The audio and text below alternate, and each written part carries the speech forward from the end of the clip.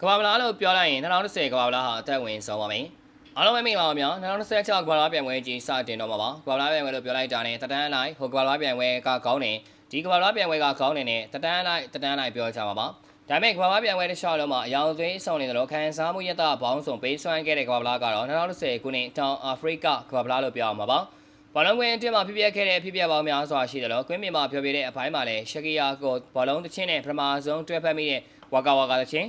အနိုင်ရရှိမဲ့အသင်းတွေကို3-4ချိန်လောက်ထိမှန်အောင်မှန်းနိုင်ခဲ့တဲ့ရေပွဲလေးပေါ်ခြေလောင်တဲ့အတန်နဲ့ကွင်းအတွင်းဆူညံစေခဲ့တဲ့အာဖရိကဒုတိယဘူစီလောင်အသင်းကြီးတွေတောက်လျှောက်ခြေစွမ်းပြခဲ့ကြမှုတွေစတဲ့အရာတွေက2010ကမ္ဘာလားကိုကာလာဆုံးစေခဲ့ပါတယ်။ပြိုင်မှုအပိုင်းမှာဆိုရင်ရှက်ကီယာရဲ့ဝါကာတပုတ်ထဲတင်ပေါက်ခဲ့တာမျိုးမဟုတ်ပဲဆိုမာလီယာနဲ့ကနေဒါရဘာဆိုတော့ကေနန်ရဲ့ Raven Flat ချင်းပါဝင်အယောင်သေးဆုံးနေတဲ့ကမ္ဘာလားတင်းဆောင်နေနာမည်ကြီးခဲ့တာပါ။ဒါပြင်တောင်အာဖရိကလူမျိုးတွေရဲ့ဒုတိယတစ်မျိုးဖြစ်တဲ့ဘူစီလာချီဟာတကမ္ဘာလုံးနာမည်ကြီးစေခဲ့ပြီးကွင်းအတွင်းနားမခံတာအောင်ဆူညံစေခဲ့တာပါ။ဒါရင်မဲလားဆိုရင်တော့မဟုတ်သေးပါဘူး2010ကဘာလာရဲ့ကြော်ကြားဆုံးတလိမ့်ဆန်ပေတင်ဆရာလေးတယောက်လည်းရှိခဲ့ပြီးသူကတော့ရေပွဲလေးပေါ်အုပ်စုစင်းကနေဘောလုံးပွဲစဉ်အထိရှစ်ပွဲခံမှန်းခဲ့ရမှာရှစ်ပွဲစလုံးမှအောင်ခံမှန်းနိုင်ခဲ့ပြီးရှစ်လောကစားမတွေကပွဲမစားတင်ငင်ကလေးကခံမှန်းထားခဲ့မှုတွေကိုမယုံကြည်တော့ရေပွဲကိုသက်စားမယ်ဆိုပြီးတော့စားနောက်ခဲ့ကြတာပါဒါပေမဲ့ပွဲရဲ့ခံမှန်းမှုတွေကတပွဲမှမလွဲခဲ့ပါဘူးနောက်တစ်ချက်ကတော့လမ်းဘက်ရဲ့ဂိုးစီးတဲ့ဝင်သွားတဲ့ကန်ချာဒီနေ့ထိတိုင်မျိုးလုံးထဲမှာဆွဲနေခဲ့ပြီးဒိုင်လိုကြီးသာခွင့်ပြုခဲ့ရင်ဂျာမနီကိုအင်္ဂလန်တို့မရှုံးဘူးဆိုပြီးပြောလို့ရမှာပါ။အဲ့ဒီချိန်ကဂျာမနီတင်းရဲ့ quarter final အထိအရှင်ဝါရီယာကြောက်စရာကောင်းလောက်တဲ့ခြေစွမ်းမျိုးတွေဖြစ်ခဲ့ပြီး